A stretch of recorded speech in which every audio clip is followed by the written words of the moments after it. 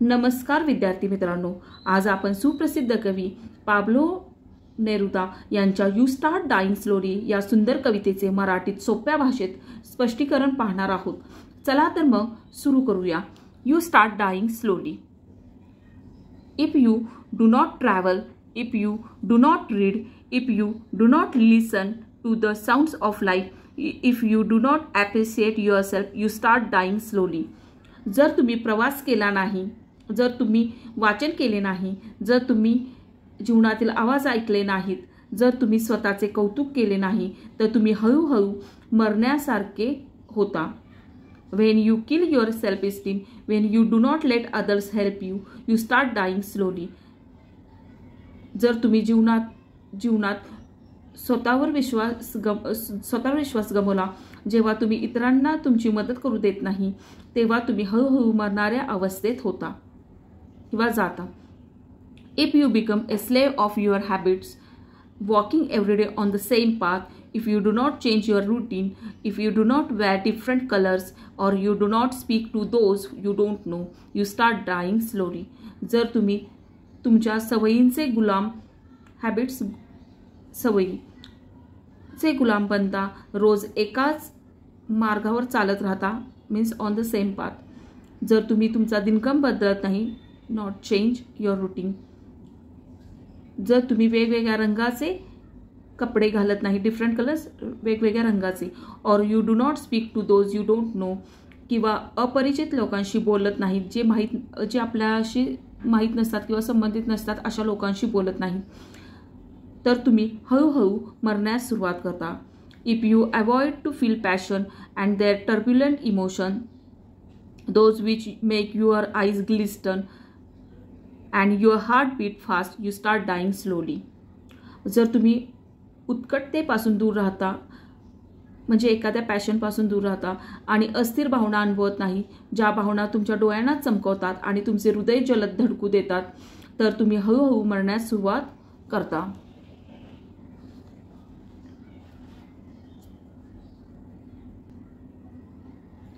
If you do not change your life, when you are not satisfied with your job or with your love, if you do not risk what is safe for the uncertain, if you do not go after a dream, if you do not allow yourself at least once in your lifetime to run away from sensible advice.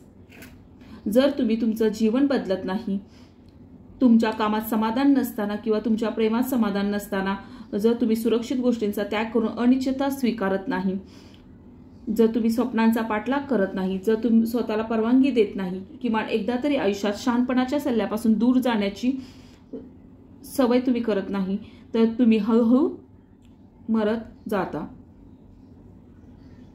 तर मित्रांनो, ही कविता आपल्याला शिकवते जीवनात बदल, साहस, प्रेम, नवे अनुभव आणि आत्मविश्वास खूप गरजेचा आहे, नाहीतर आपण जिवंत असूनही हळूहळू मरण्यासारखे जगतो। त्याचबरोबर प्रवास करणे, वाचन करणे, जीवनाचा आनंद घेणे थांबवलं तर हळूहळू मरायला आपण मरतोय की काय असे फिलिंग येतं। स्वतःवरचा विश्वास गमावणे, इतरांची मदत न घेणे, एकाच सवयीमध्ये अडकून राहणे, नवीन गोष्टींचा अनुभव न घेणे, हे देखील हळूहळू मरायला लावतात।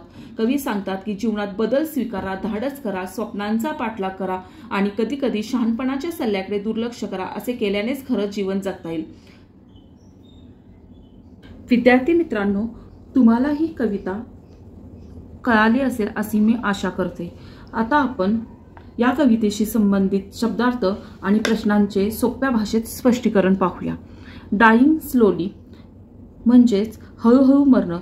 जेव्हा माणूस आपलं सुखी भविष्य गमावतो, आशा सोडतो, तेव्हा तो हळूहळू मरण्यास सुरुवात करतो। What things can lead to a slow death, हळूहळू मरण्यास कारणीभूत गोष्टी कोणत्या असू शकतात? तर प्रवास न करणं, वाचन न करणे, स्वतःचे कौतुक न करणे, त्याचबरोबर नेहमी एकाच सवयीमध्ये अडकून राहणे, स्वप्नांचा पाठलाग न करणे, धाडस न करणे। आता हेच आपण इंग्लिशमध्ये कसे सांगूया, तर not to reading, by not travelling, by not reading, if suppose not listening to about life or appreciating ourselves, yourself, losing self-esteem, staying in the same condition or routine, not taking risks or following your dreams. Self-esteem means feeling of being happy with your own character and abilities to self-respect. म्हणजे self esteem म्हणजे काय तर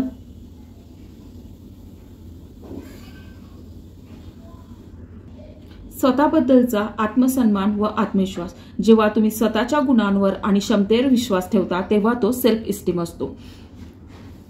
think, discuss and answer म्हणजे विचार करून, चर्चा करून उत्तर द्या. What is it that makes life worth living? Give 4 points. तर आयुष्य जगण्यालायक कशामुळे वाटते तर त्याच्याबद्दलचे 4 मुद्दे द्यायचे. तर पहिला होऊ शकतो नवीन गोष्टी शिकणं, प्रवास आणि नवे अनुभव घेणं, स्वप्नांचा पाठलाग करणं, प्रेम, मैत्री आणि आनंद. तर you can learn new things, you can travel and take experience from that travel. You set your goals and follow your goals or pursue your goals and your dreams. त्याचबरोबर you can make friendship or happiness with the surrounding which is help to you motivate yourself.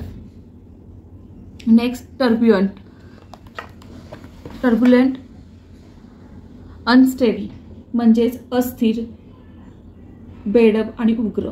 Turbulent emotion म्हणजे अस्थिर भावना. ग्लिस्टन, shine, sparkle डोळ्यातून आनंद आणि अश्रूंच्या थेंबाची झळाळी.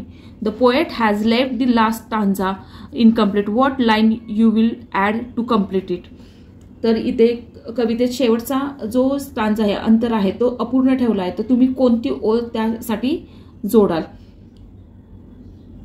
For example, तुमचे जीवन पूर्णपणे पश्चाताप न करता जगा म्हणजे to live your life fully without regrets. आता हे तुम्ही डिसाईड करा, तुम्ही ठरवा की तुम्हाला काय लाईफमध्ये अचीव करायचं आहे आणि तुम्ही ती स्टांजा त्या पद्धतीने कंप्लीट करू शकता.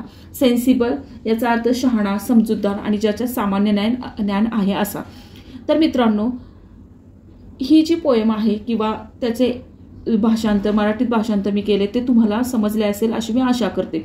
त्याचबरोबर हे जे मी प्रश्न आणि शब्दार्थ आणि मिनिंग्स शब्दार्थ घेतले आणि या प्रश्नांची उत्तरं दिली तीही तुम्हाला सॅटिस्फाय असतील, समाधानकारक असतील अशी मी आशा करते.